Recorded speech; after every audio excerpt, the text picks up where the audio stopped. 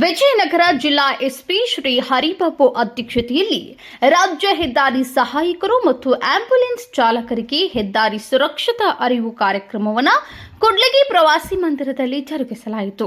ರಾಷ್ಟ್ರೀಯ ಹೆದ್ದಾರಿ 50ರಲ್ಲಿ ಫಲಾಪೇಕ್ಷೆ ಇಲ್ಲದೆ ಹೆದ್ದಾರಿ ಸಹಾಯಕರು ಹಾಗೂ ಆಂಬ್ಯುಲೆನ್ಸ್ ಚಾಲಕರ ಸೇವೆ ಅನನ್ಯವಾದದ್ದು ಎಂದು ವಿಜಯನಗರ ಜಿಲ್ಲಾ ಎಸ್ಪಿ ಶ್ರೀ ಹರಿಬಾಬು ತಿಳಿಸಿದರು. ಪಟ್ಟಣದ ಪ್ರವಾಸಿ ಮಂದಿರದಲ್ಲಿ ಬುಧವಾರ ವಿಜಯನಗರ ಜಿಲ್ಲಾ ಪೊಲೀಸ್ ಹಾಗೂ ಕೂಡ್ಲಿಗಿ ಉಪವಿಭಾಗದ ವತಿಯಿಂದ ಏರ್ಪಡಿಸಿದ್ದಂತಹ ಹೆದ್ದಾರಿ ಸಹಾಯಕರು ಮತ್ತು ಆಂಬ್ಯುಲೆನ್ಸ್ ಚಾಲಕರಿಗೆ ಹೆದ್ದಾರಿ ಸುರಕ್ಷತಾ ಅರಿವು ಕಾರ್ಯಕ್ರಮಕ್ಕೆ ಚಾಲನೆ ನೀಡಿ ಮಾತನಾಡಿದರು.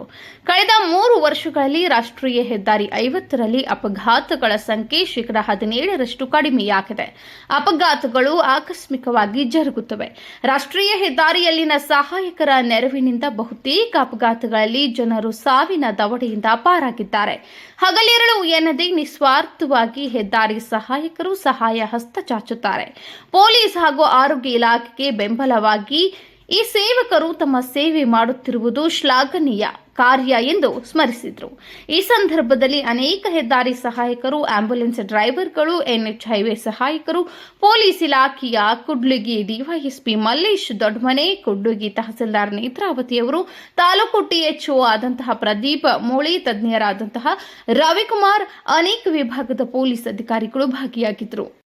ಆಕ್ಸಿಡೆಂಟ್ ಅಂತ ಹೇಳಿ ಬಂದಾಗ 5 E's ತಮ್ಮೆಲ್ಲರಿಗೂ ಗಮನ ಇರಬೇಕಾಗುತ್ತೆ. ತಾವೆಲ್ಲರೂ ಅವೇರ್ನೆಸ್ ಮಾಡುವಂಥವ್ರು. 5 E's ಏನು? Enforcement, education, actually first is education, engineering, then enforcement and encouragement and evaluation.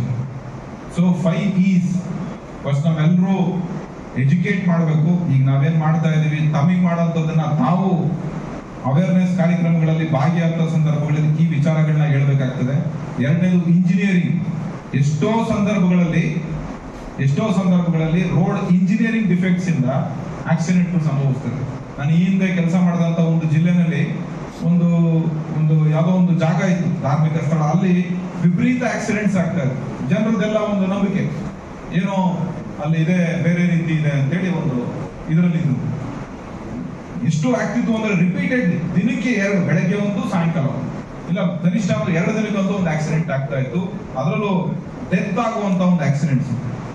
So ನಾನು ಮೊದಲಿಂದಾನು ಸ್ವಲ್ಪ ಈ ವಿಚಾರದಲ್ಲಿ ಕಡಿಮೆ ಮಾಡಬೇಕು, ಯಾಕಂದ್ರೆ ಜೀವ ಉಳಿಸೋದು ಬಹಳ ದೊಡ್ಡ ವಿಚಾರ.